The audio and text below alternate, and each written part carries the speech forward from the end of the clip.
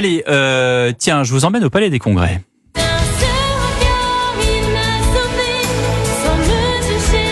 Avec une comédie musicale pas comme les autres qui arrive ce week-end au Palais des Congrès de Paris, après différentes salles autour en Ile-de-France. Ça s'appelle Yeshua, Amour et son nom. Bonsoir Éric Libaud.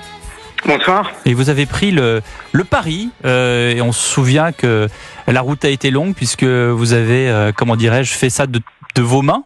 Il n'y a pas de producteur, il n'y a pas de grande production derrière.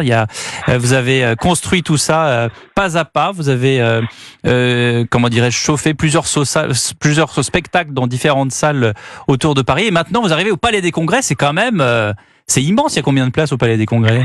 Oui, c'est 3700, mais c'est comme vous le dites, c'est un long parcours, mais que je fais pas seul. Il y a 150 personnes dans la troupe, et on fait ça effectivement depuis 15 ans. C'est le 3e spectacle, et on a eu la chance effectivement jusque-là de faire des grandes salles et puis effectivement de bien les remplir. Spectacle sur Jésus, donc. Permettez-moi cette question. Qui est le public ? Très mélangé, contrairement à ce qu'on pourrait croire, un peu à l'image de la troupe.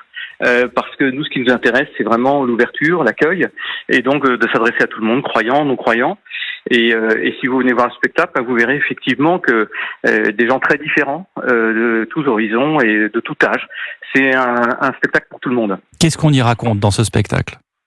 Alors on y raconte, en fait, si je veux faire un tout petit pitch, l'histoire d'un jeune comédien, en fait, qui va partir à la recherche de Jésus, et en fait, il va rechercher Jésus en se plongeant dans la Bible, et en fait le spectacle va être un aller-retour entre aujourd'hui et il y a 2000 ans, où ce jeune comédien va passer à travers cette histoire, à travers les évangiles, pour partir à la recherche de Jésus. Et du coup, les places, là, c'est quasiment complet, là, j'imagine.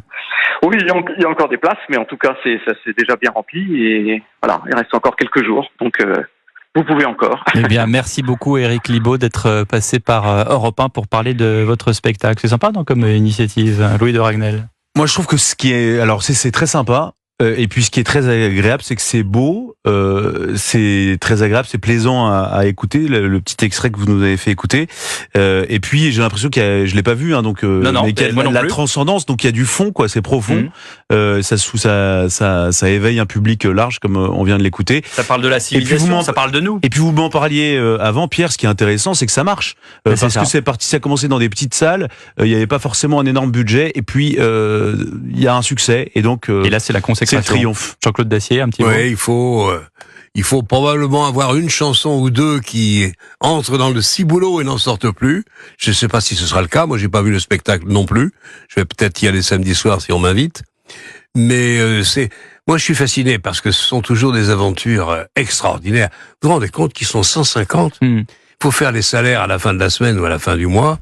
Il faut parier sur un public qui est fugace, fantasque, difficile. C'est vraiment un boulot.